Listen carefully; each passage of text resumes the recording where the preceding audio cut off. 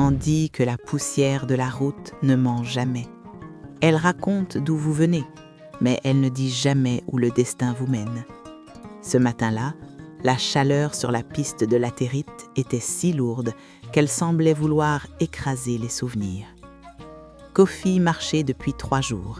Ses pieds, habitués à la terre meuble des champs de son village lointain, ne reconnaissaient pas cette route. Devant lui se dressait ce que les gens de la région appelaient la porte de fer, une frontière entre 2 mondes que tout oppose, celui de ceux qui possèdent la terre et celui de ceux qui la travaillent. Kofi ne venait pas demander l'aumône, il ne venait pas chercher du travail. Dans sa main, serrée si fort que ses articulations en étaient blanches, il tenait une lettre jaunie par le temps, une lettre portant le sceau d'un homme mort il y a 20 ans, son père. Lorsqu'il atteignit enfin les grilles dorées, le contraste était violent. De l'autre côté, l'herbe était verte, arrosée par une richesse qui semblait ignorer la sécheresse qui brûlait le pays. Le garde, un homme dont le ventre rebondi trahissait une vie de privilège, s'approcha lentement. Son regard balaya les vêtements rapiécés de Kofi avec un dégoût que même sa fonction ne pouvait masquer. « Dégage de là, petit, les mendiants ne passent pas par ici. Va voir à la porte de service, là-bas, avec les chiens, » lança-t-il d'une voix grasse. Silence soudain. Seul le bruit d'un oiseau de proie au loin. Kofi ne bougea pas. Il ne baissa pas les yeux. Dans ce village de luxe, personne ne savait que ce garçon, couvert de la poussière des pauvres, portait en lui un secret capable de faire trembler les fondations de ce palais. Si vous saviez ce que contient ce sac de jute, vous ne regarderiez plus ce garçon de la même manière. Mais avant de découvrir l'incroyable vérité qui se cache derrière ces grilles, demandez-vous, seriez-vous capable de reconnaître votre propre sang s'il se présentait à vous sous les traits de la misère? Si cette quête de vérité vous touche, restez avec nous. Votre présence ici aide à faire revivre ces histoires oubliées. Le garde s'apprêtait à lever la main, ignorant que ce geste serait le début d'une malédiction qu'aucune richesse ne pourrait racheter. Le voyage ne faisait que commencer, et la porte de fer n'était que le premier obstacle d'une lignée qui réclamait justice. Pour comprendre pourquoi Kofi se tient aujourd'hui devant cette porte de fer, il faut remonter le temps, là où les larmes ont séché, mais où la douleur est restée gravée dans la terre. Il y a 20 ans, Bakary n'était pas cet homme puissant dont le nom fait trembler les banques. Il était un fils du pays, un jeune homme plein d'ambition qui avait juré à la belle Syrah que leur amour serait plus fort que la faim. Mais l'ambition est un serpent qui change de peau. Pour gravir les échelons, pour entrer dans le cercle fermé des bâtisseurs de ce pays, Bakary a dû faire un choix que les ancêtres n'oublient jamais.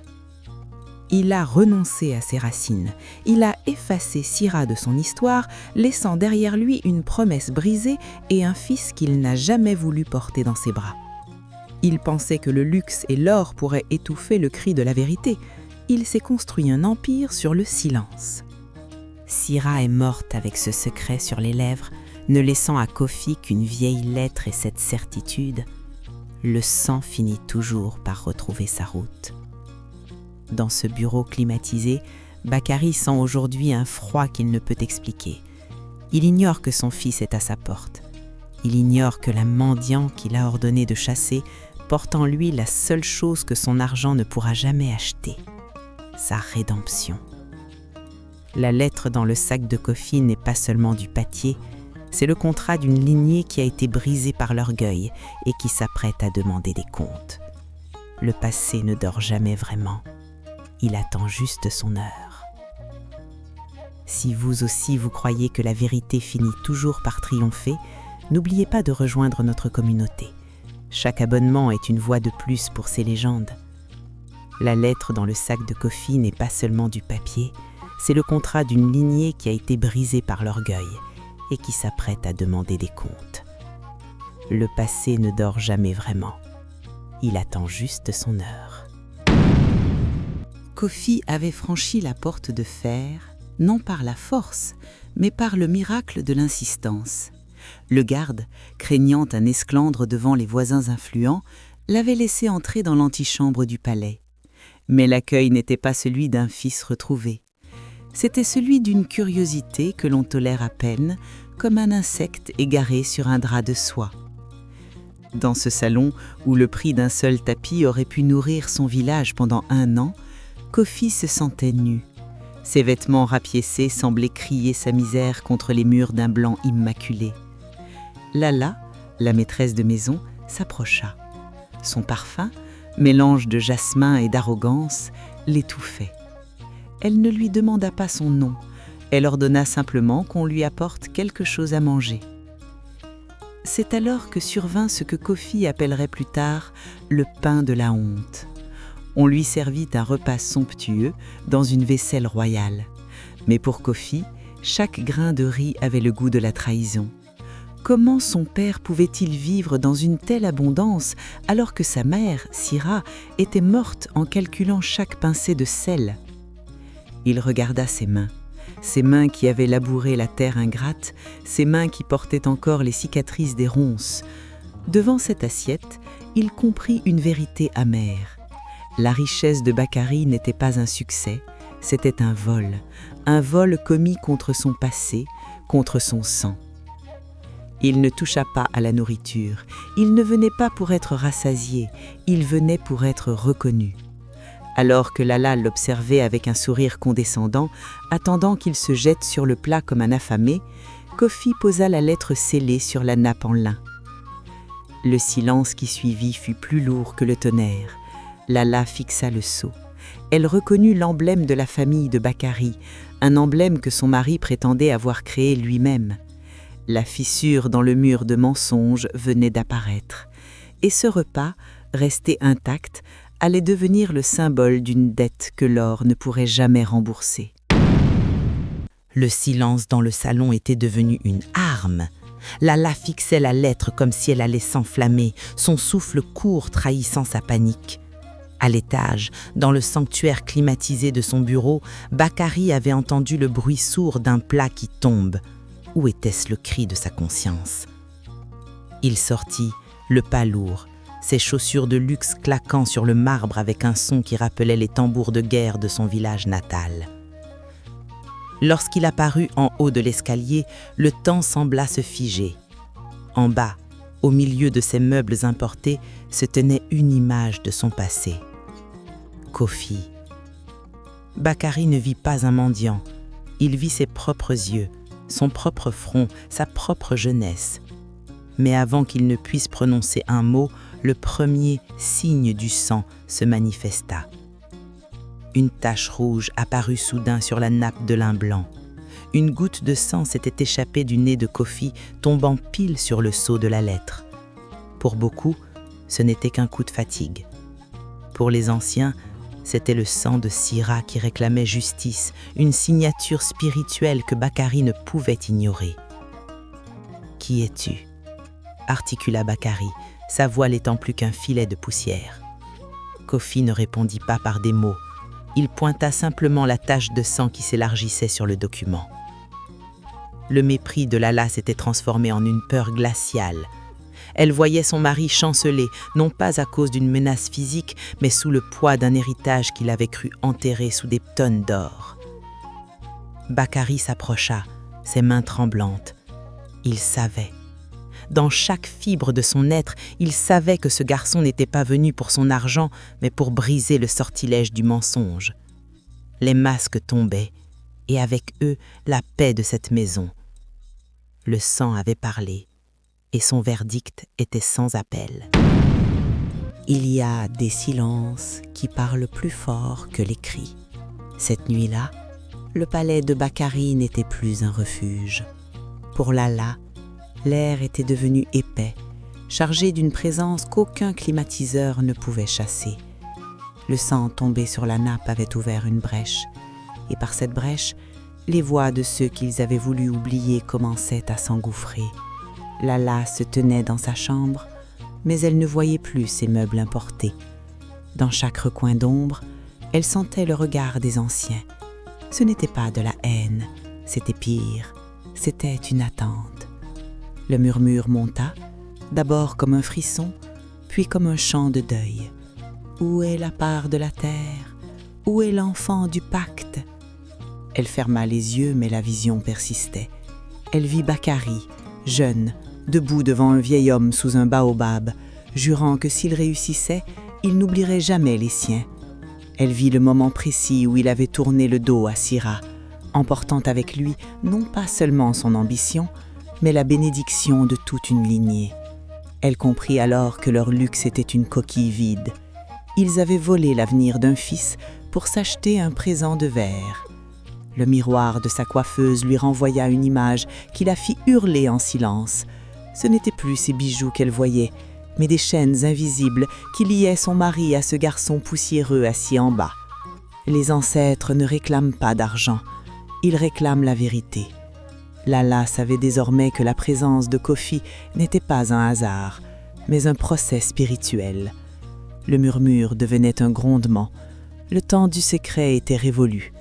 La maison de Bakary ne reposait plus sur du marbre, mais sur des mensonges qui commençaient enfin à craquer sous le poids du sacré. Bakary sentait le sol se dérober sous ses pieds. Le palais qu'il avait mis 20 ans à bâtir sur des fondations de silence commençait à gémir. Devant le regard de Kofi, il ne voyait pas un fils, il voyait le fantôme de ses propres lâchetés. Alors, comme tous les hommes acculés, il choisit la seule arme qui lui restait, le mensonge bruyant. « C'est un faux !» hurla-t-il, sa voix déraillant dans le salon immense. « Une vulgaire tentative de chantage. Tu as volé ce sceau, tu as imité cette écriture. Garde, sortez ce vaurien d'ici avant que je ne le fasse jeter en prison. » Il froissa la lettre, espérant que l'acte physique de détruire le papier suffirait à effacer la vérité. Mais Kofi ne broncha pas. Il ne fit pas un geste pour se défendre, car il savait que le masque de Bakary ne tenait plus que par un fil. Lala, blême, observait son mari avec une horreur nouvelle. Elle voyait l'homme d'affaires brillant s'effondrer pour laisser place à un fugitif terrifié par son propre passé. « Tu peux brûler le papier, père », murmura Kofi, sa voix résonnant avec une force surnaturelle dans la pièce. « Mais tu ne peux pas brûler l'odeur de la terre que nous partageons. Tu ne peux pas brûler le sang qui coule dans mes veines et qui est le tien. » À ces mots, Bakary s'arrêta net. Le mot « père » le frappa comme une flèche empoisonnée. Le garde, à la porte, hésita, touché par la ressemblance flagrante entre les deux hommes. Le masque était tombé. Ce n'était plus un milliardaire face à un mendiant, c'était un homme nu face à son destin. La chute n'était plus une possibilité. Elle était déjà là, silencieuse et totale. Le mensonge prend l'ascenseur, mais la vérité prend l'escalier. Si vous voulez assister au verdict final, restez avec nous. Votre soutien est ce qui rend ces récits possibles. Bakary regarda ses mains, les mêmes mains que Kofi. Pour la première fois de sa vie, l'or qu'il portait à ses doigts lui parut plus lourd qu'une chaîne de condamné. La vérité ne demandait plus la permission d'entrer. Elle avait déjà pris possession des lieux. Le silence qui suivit l'aveu de Bakary ne ressemblait à aucun autre. Ce n'était pas l'absence de bruit, c'était le poids de la vérité qui s'écrasait sur les épaules de tous ceux qui se trouvaient dans cette pièce. Le palais, ce symbole de réussite et d'arrogance, semblait soudain trop grand, trop vide pour l'homme qui venait d'avouer avoir vendu son âme pour des lingots d'or. Lala ne regardait plus son mari, elle regardait le vide. Elle venait de comprendre que sa vie de privilège, ses bijoux, ses voyages, tout cela avait été financé par les larmes d'une femme morte de chagrin dans un village oublié. Le verdict n'était pas seulement pour Bakary, il était pour elle aussi. Ils étaient les complices d'un vol de destinée. Dehors, le vent s'était levé, portant les murmures des employés du domaine. En Afrique, le secret d'une grande maison ne reste jamais longtemps entre les murs.